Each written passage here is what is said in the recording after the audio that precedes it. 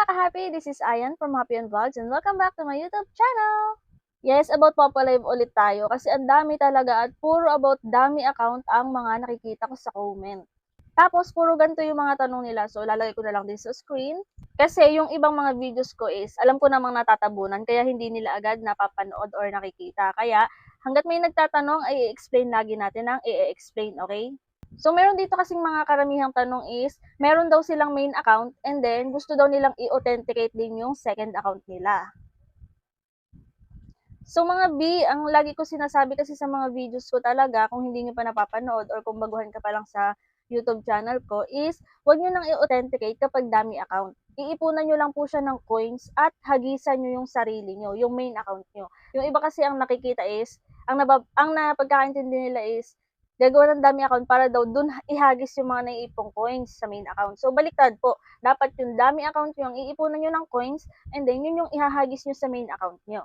Send lang kayo ng send ng gifts para tumaas yung level nyo sa dami account nyo para ma-open po yung games nyo. Kasi pag level 5 na kayo sa inyong dami account, which is mail account, yan, lalabas na po yung games nyo sa pag level 5 na kayo. Tapos, ang dami pa rin talagang gustong i-authenticate. So, ito yung tips ko sa inyo mga B. Ito yung tips ko sa inyo kung gusto nyo talagang i-authenticate kasi ang daming makukulit. May video rin ako nung nakaraan na nabanggit ko doon na yung dami account ko is authenticated. Pero mail account po yun ha. Mail account at hindi ko po iniso-solo live yun. Yun po yung sinasabi ko sa karamihan na kapag gusto nyo i-authenticate si dami account is dapat nasa ibang cellphone at wag nyo pong iso-solo live. So, mas better talaga na mail account po yung gagamitin nyo para pag umabot siya ng level 10, ay pwede nyo pong i-party live yun. Pero wag nyo pong iso-solo live. Saka kahit i-solo live nyo naman yun is, wala rin namang makiklaim doon na 1k ping points kapag mail account. And then, kung gusto nyo authenticated siya, ipa-authenticate nyo siya sa mga lalaki, sa kuya nyo, sa kapitbahay mo, or barkada mong lalaki, sa papa mo, or sa partner mo, pwede po yun. Para kung sakaling wala ka talaga mahanap na ka-trade, ayan, pwede mong ihagis doon, ipunan mo ng ping points. Kasi kapag hindi po authenticated ang dami account, ay hindi po nakakapag-withdraw. Kahit makaipon ka ng 100k ping points. Kaya kung iipunan mo rin po ng ping points si dami, dapat authenticated po siya.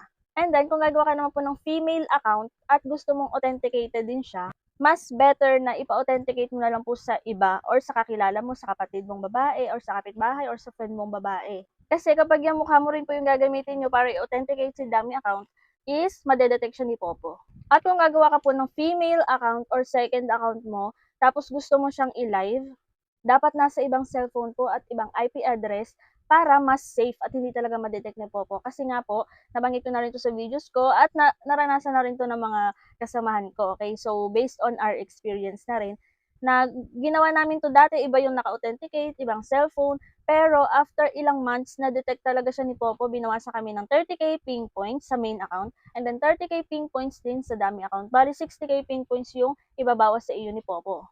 Yun yung punishment niya sa mga dala-dalawa ang account na inilalive.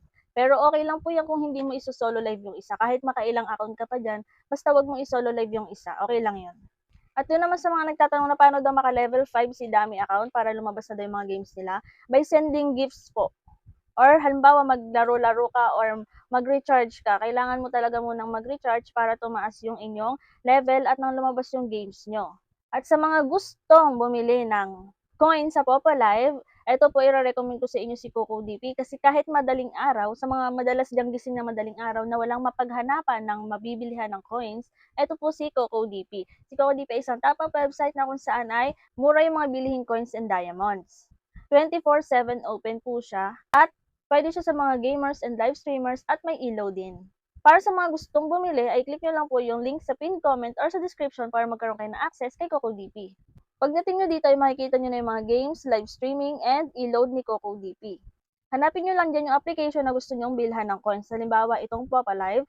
Click nyo lang yan and then ilagay nyo ang inyong Popo ID. Pumili kayo kung ilang coins ang bibilhin nyo. Pumili kayo kung anong payment method yung gagamitin yung pambayad. And then, ilagay nyo ang email address and then click buy now.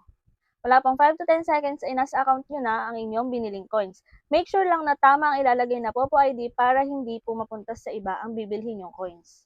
Ganun lang pong kabilis ang transaction dito kay Coco DP. Anytime, anywhere, kahit madaling araw po ay pwede kang bumili dito. So, ayun lang mga babe. Kung may mga tanong po ay pwede kayong mag-comment yan. Maganda rin talaga yung may dami account kasi malaking tulong to, makakaipon ka ng coins, pwede mong ihagis sa sarili mo, and then mas mabilis kang makakasahod, di ba? And then halimbawa nakasahod ka na dito kay Popo, bumawas ka man lang ng pang-recharge mo. Malay natin lumago yung coins mo, 'di ba? And then kapag nananalo ka na is i-trade mo na agad kasi baka bawiin ka. So yun lang, and then kung hindi pa kayo naka-subscribe sa YouTube channel ko, ay mag-subscribe na kayo para updated kayo sa mga susunod kong videos. Thank you for watching!